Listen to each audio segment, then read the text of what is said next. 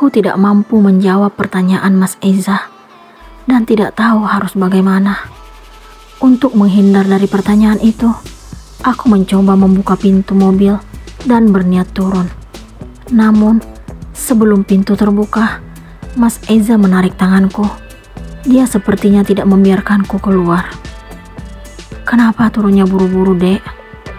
Kamu belum jawab pertanyaanku." Mas Eza menggenggam tanganku. "Lepasin, Mas. Aku mau turun. Mau masuk kelas. Ntar telat." Aku berusaha mencari alasan. "Gak mungkin telat.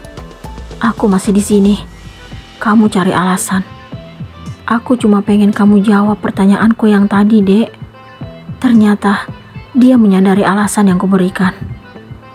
"Tanya yang lain aja deh, Mas. Kasih pertanyaan yang lebih mudah dipahami." "Apa susahnya sih, Dek?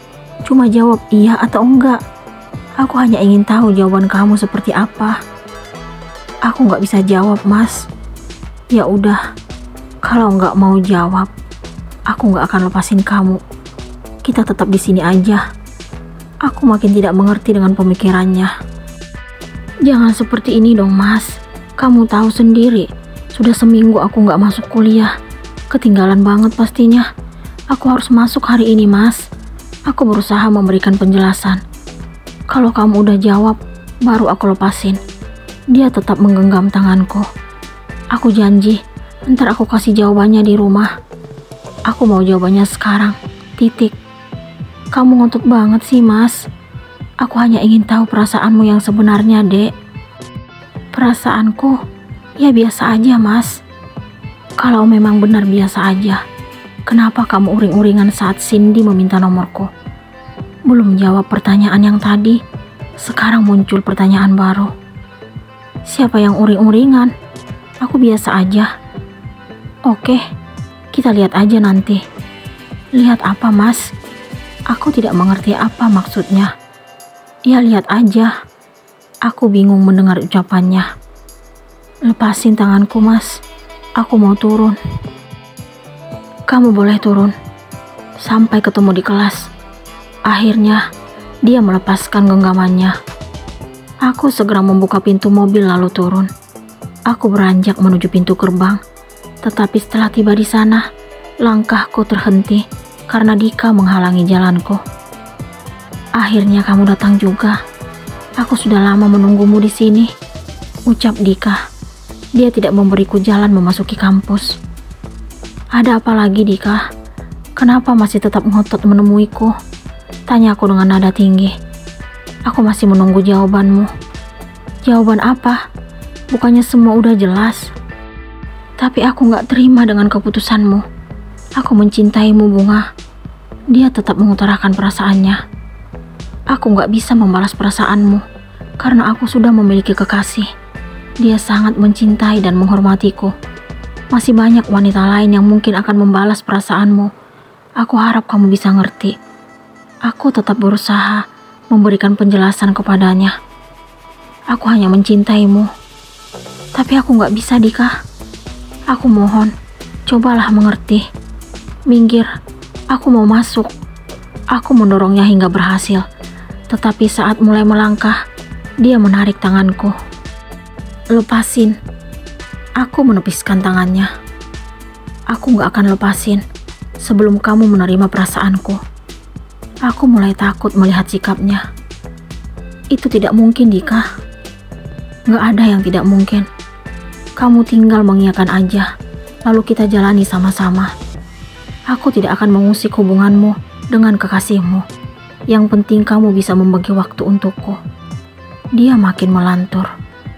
"Egois banget kamu, Dika. Seenaknya kamu memaksakan kehendakmu pada orang lain. Itu namanya bukan cinta, tapi ambisi. Terserah kamu mau bilang apa, tapi aku tetap gak terima penolakanmu. Kamu harus menerima cintaku." Aku bilang enggak ya enggak, tapi aku akan tetap memaksamu. "Oke, kalau itu maumu, aku akan jujur dan mengatakan yang sebenarnya. Kamu tahu kenapa aku menolakmu? Alasanku bukan hanya sekedar punya kekasih, tapi sejujurnya aku sudah nikah. Suamiku sangat mencintaiku, dan aku bahagia. juga bersyukur memiliki pendamping hidup seperti dia. Aku merasa lega karena sudah jujur di depannya. Hahaha, aku heran mendengar ketawanya. Seharusnya dia kaget, bukan tertawa. Kamu pikir aku percaya dengan omong kosongmu? Dia menganggap kejujuranku sebagai omong kosong. Omong kosong? Maksud kamu? Aku tidak mengerti dengan jalan pikirannya. Hanya untuk menghindar dan menolakku. Bisa-bisanya kamu ngaku-ngaku udah nikah. Nggak lucu. Dia tidak mempercayai kejujuranku. Terserah kamu mau percaya atau enggak. Yang penting aku udah mengatakan yang sebenarnya. Aku sama sekali tidak mengerti dengan jalan pikiran Dika. Saat aku jujur mengatakan kalau aku sudah punya kekasih, dia tetap bersikukuh untuk menjadi yang kedua. Setelah aku mengakui statusku yang sudah bersuami, dia menganggapnya sebagai omong kosong.